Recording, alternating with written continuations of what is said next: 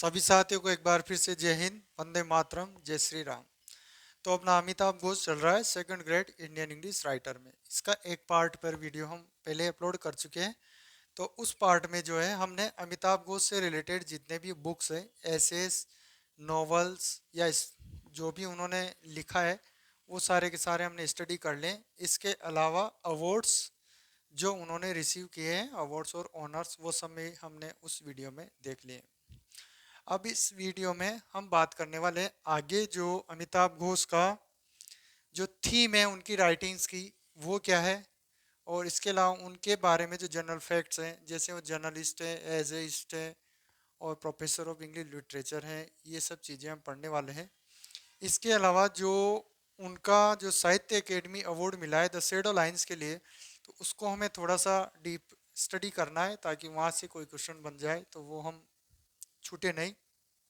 तो देखिए, ऐसा पहले भी हमने पढ़ लिया है कि जो Amitav Ghosh is a journalist, novelist, essayist and a professor of English literature, and he has taught in a number of universities and colleges in India and abroad also, and present time he is living in USA।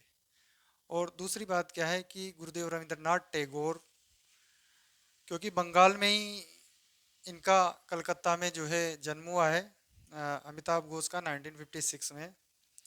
तो गुरुदेव रविंद्रनाथ टैगोर की जो writings हैं उनका काफ़ी effect हमें जो है इनकी राइटिंग्स पर भी देखने को मिलता है।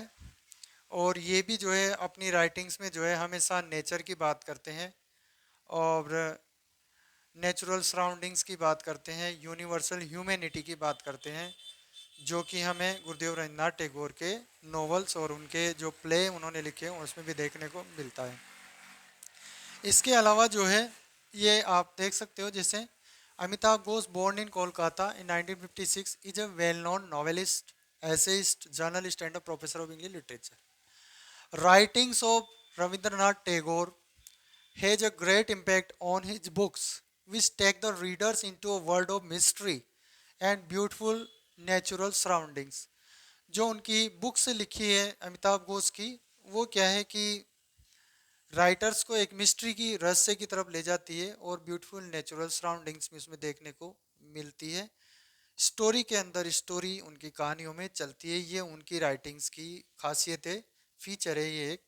ही इज अ जर्नलिस्ट, जर्नलिस्ट भी है, write articles on various issues, कई इशूज पर वो आर्टिकल्स लिखते हैं रिलेटेड टू क्लाइमेट चेंज से रिलेटेड है, greed, sympathy and universal humanity पर बेस्ड है उनके आर्टिकल्स वगैरह।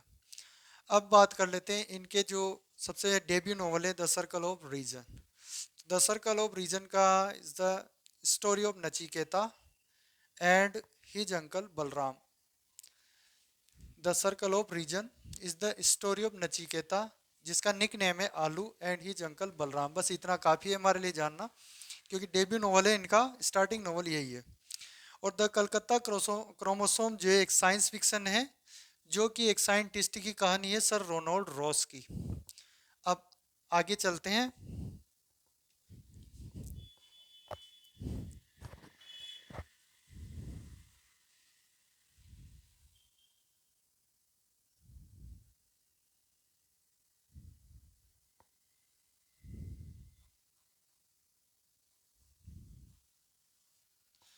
तो अब आगे चलते हैं। देखिए आगे अपना जो द ग्लास पैलेस है, ये एक औरफान राजकुमार की स्टोरी है। The Glass Palace is the story of Rajkumar and orphan, एक अनाथ लड़का है राजकुमार के नाम से। और जंगल नामा क्या है, जंगल नामा पर क्वेश्चन आया है, मैंने पहले ही बताया है कि इसके बारे में 4 स्टेटमेंट दिए थे और पूछा था कि ये किस स्टोरी का पार्ट है, तो वो है जंगल नामा। ठीक है, जंगल नामा इज ए फोक टेल, एक लोक कथा है ये, बंगाल की लोक कथा है। Where the goddess of forest, जो जंगल की देवी होती है, Bon Bibi, protects the creatures plants and trees of Sundarban. वो क्या करती है कि जो सुंदरबन बंगाल में है, सुंदरबन, उनके जो वहाँ रहने वाले जितने भी जीव जंतु है, प्लांट्स है, ट्रीज है, उन सबको प्रोटेक्ट करती है। आपने सुंदरबन के बारे में जीके में पढ़ा भी होगा। वर्ल्ड का सबसे बड़ा डेल्टा है ये यहाँ पे, और मैंग्रोव वनस्पति यहाँ पे पाई जाती है, जीके में अपन पढ़ते हैं। फिर इनका मोस्ट इंपोर्टेंट नॉवल है द शेडो लाइंस। तो the shadow lines is the story of Tridip. ये त्रिदीप की कहानी है। और त्रिदीप जो है ये जनरली जो नरेटर है इस स्टोरी का उसका अंकल होता है। तो स्टोरी जो है वो फर्स्ट पर्सन वर्जन में हमें बताई जाती है। फर्स्ट पर्सन वर्जन का मतलब हो गया कि स्टोरी का जो नरेटर होता है वो खुद ही स्टोरी को सुनाता है हमें। जैसे फर्स्ट पर्सन वर्जन में कई मूवीज़ भी हमें देखने को मिलती है। जैसे आपने देखी होगी कि सुपर 30 जो मूवी आई थी ऋतिक रोशन की, जो कि फेमस टीचर जो है आनंद कुमार की लाइफ पर बेस्ड है। और बहुत ही शानदार मोटिवेशनल मूवी है। हर एक स्टूडेंट को यह मूवी ज़रूर देखनी चाहिए। मैंने 3-4 बार देखी है। तो उसमें जो है एक लड़का होता है जो आनंद कुमार का ही स्टूडेंट है जनरली। और वो जो है बाहर विदेश में किसी यूनिवर्सिटी में उसे स्टेज पर बोलने के लिए बुलाया जाता है, क्योंकि वो एक सक्सेसफुल स्टूडेंट है उनका, आईआईटीएन वो बन चुका है। तो वो स्टोरी को सुनाता है, नरेट करता है कि किस तरह से जो है कितने स्ट्रगल के बाद जो है आनंद कुमार जो है वर्ल्ड में आज उनका नाम है और सुपर 30 के नाम से उन्होंने बेच चलाया हुआ है।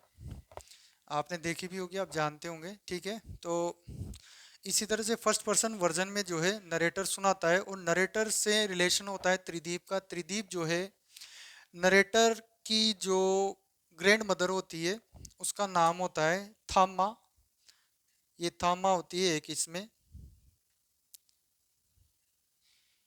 ये दादी होती है, ग्रैंड मदर होती है किसकी, ये नरेटर का जो स्टोरी को नरेट करने वाला है उसकी ग्रैंड मदर होती है। और थामा की जो सिस्टर होती है वो जो है इस त्रिदीप की माँ होती है। तो इस तरह से ये त्रिदीप जो है वो इस नरेटर का अंकल होता है। और लास्ट में चल के क्या ये एक फैमिली ड्रामा भी कह सकते हो आप और एक हिस्टोरिकल फिक्शन भी है, क्योंकि बैकग्राउंड में जो है राइटर ने इसमें इंडिया से जो बांग्लादेश अलग हुआ था, पार्टीशन हुआ था, उसे बैकग्राउंड में राइटर ने इसमें रखा है।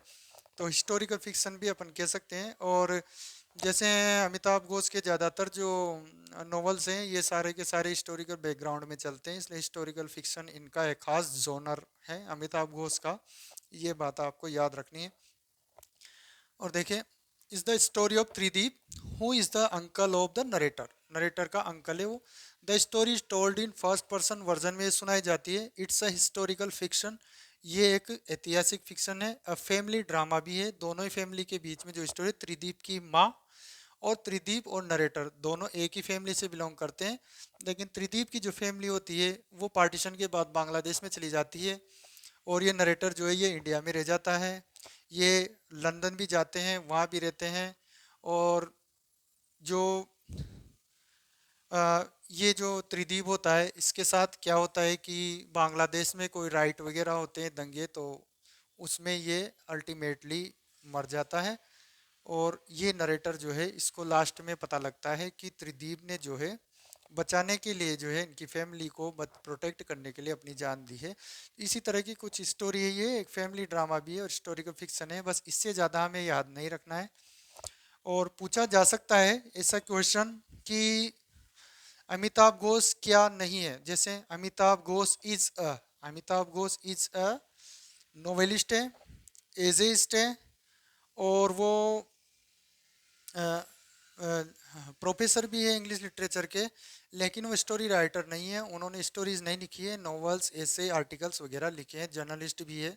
इस तरह का क्वेश्चन भी आ सकता है, तो हमें ध्यान रखना है। हालांकि पोइट उन्हें कह सकते हैं, क्योंकि ये जो जंगल नामा है ये वर्ष में लिखी गई है। यानी कि इसे मैं लिख देता हूँ, एक मिनट। जंगल नामा रिटन इन वर्स।